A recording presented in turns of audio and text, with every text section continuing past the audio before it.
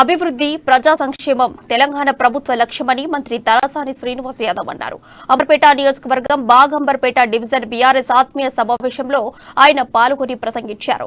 తెలంగాణ రాష్ట్రం ఏర్పడిన తర్వాతనే అనేక అభివృద్ధి కార్యక్రమాలు జరుగుతున్నాయని చెప్పారు. అంబర్పేటలో 20 సంవత్సరాలలో జరగని అభివృద్ధి గడిచిన 4 ఏళ్లలో జరిగిందన్నారు. కేంద్రంలోని బీజేపీ కులాలు మతాలతో ప్రజల మధ్య విభేదాలు సృష్టించి రాజకీయ పబ్బం గడుపుకుంటున్నారని విమర్శించారు. ఎమ్మెల్యేగా ఉండి అంబర్పేట కేంద్ర మంత్రిగా ఉండి సికింద్రాబాద్ ప్రజలకు కిషన్ రెడ్డి చేసిందేమీ లేదని వ్యాఖ్యానించారు.